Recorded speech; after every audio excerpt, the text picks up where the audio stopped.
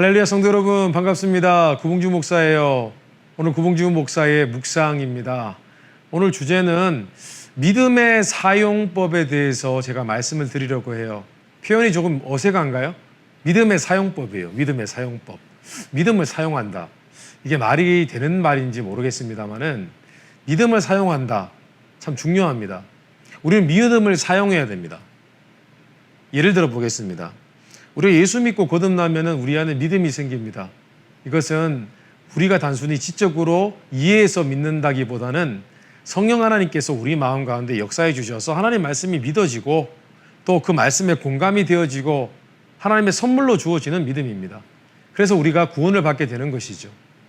그런데 우리 안에 하나님을 완전히 온전히 믿는 그런 믿음이 있지만은 우리는 살아가면서 그 믿음이 약화될 수 있고 또 살면서 분명히 내가 하나님을 믿는데도 불구하고 불신할 때도 있고 그렇습니다. 그래서 우리는 우리 안에 생긴 믿음, 이 믿음을 꺼집어내서 상황 가운데 그 믿음을 사용할 줄 알아야 됩니다. 그 믿음을 사용할 때 우리가 기도하게 되어지고 그 믿음을 사용할 때 우리가 용기를 내게 되어지고 그런 거죠.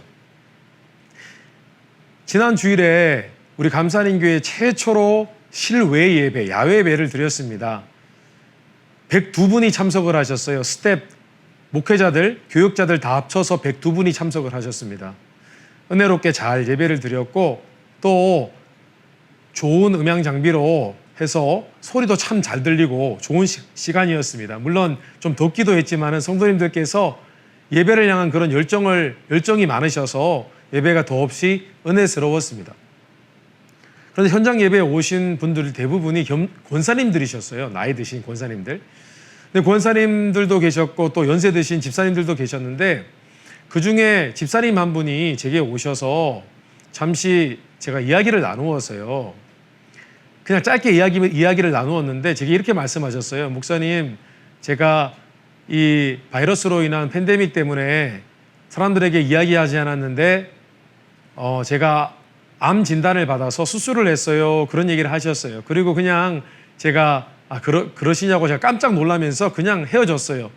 서로 마스크도 끼고 있고 또 상황이 상황인지라 오래 이야기를 나눌 수는 없었습니다. 그래서 제가 집으로 돌아와서 우리 집사님께 전화를 드렸어요.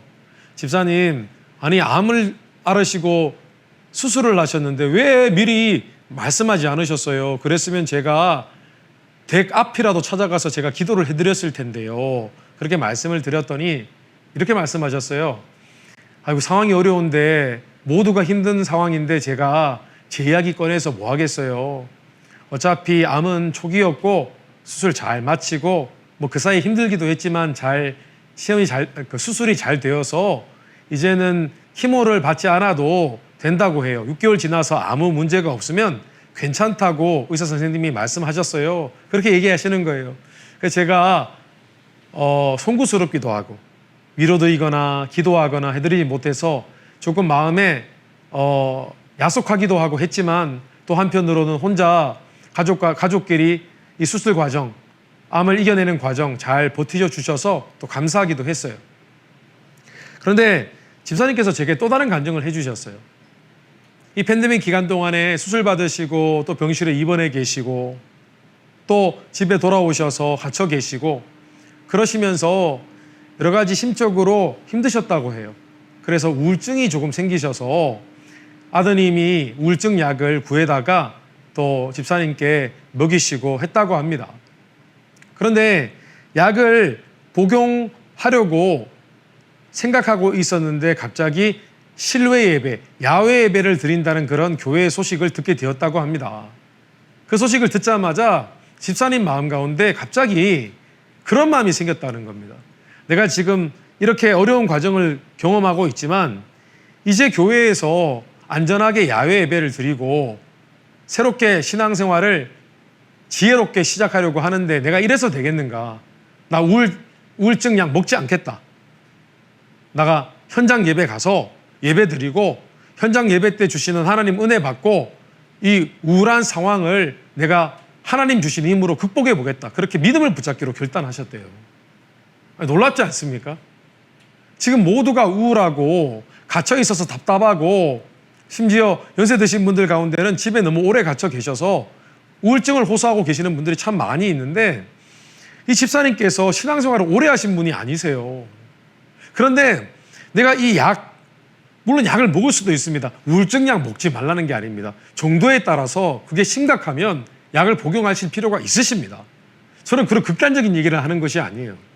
지금 이 집사님께서 내가 지금 어떻게 되든지 간에 지금 이런 상황 가운데 있고 내가 여러 가지 면에서 지금 정신적으로 어려움을 겪고 있는데 지금 새롭게 시작하는 어떤 신앙의 디딤돌이 있으니까 이 디딤돌을 내가 딛고 내가 한번 하나님을 믿어보고 이 상황을 극복해 보겠다 결단하신 거예요. 그러니까 이 안에 있는 하나님을 믿는 믿음, 이 믿음을 꺼내서 그 상황 가운데 적용점을 찾고 사용하기로 결단한 거예요. 성도 여러분, 믿음이라는 것은 그저 감춰두고만 있는 땅에 파묻힌 보물이지 말아야 됩니다. 하나님께서 우리에게 믿음을 만들어주신 것은 분명합니다. 그러면 이것은 보물이에요. 그래서 성경에는 너희의 믿음을 사용하라. 믿음으로 기도하라. 믿음으로 선포하라. 어려운 상황 가운데 선포하면 그 상황이 변화될 것이다. 말씀하고 있는 것입니다. 믿음의 사용. 지금 이런 상황인데 나는 이렇게 함으로 하나님을 믿고 나아가 보겠다라고 계획하고 결단하는 것이 바로 믿음을 사용하는 방법입니다. 성도님 어떠신가요? 지금 주어진 상황 가운데 우울한 것이 있습니까? 이런 것이 있습니까? 저런 것이 있습니다. 나 이제 내 마음속에 계속 괴롭히는 답답함, 부정적인 생각, 하나님 말씀을 하루에 2장씩 읽어서 석 장씩 읽어서 내 마음을 고쳐보겠다. 나의 습관적인 죄 고쳐보겠다. 지금 어려운 상황이 있는데 나는 매일 기도함으로 끊임없이 하나님을 의지하고 붙잡아서 이 상황을 이겨보겠다. 그렇게 믿음을 사용해 보시기를 주님의 이름으로 축원합니다. 이제는 정말 우리를 구원케 하는 하나님이 선물로 만들어주신 믿음 사용할 때입니다. 믿음을 사용하세요. 그래야 합니다. 믿음을 사장시키지 마십시오. 사용하십시오. 성도 여러분,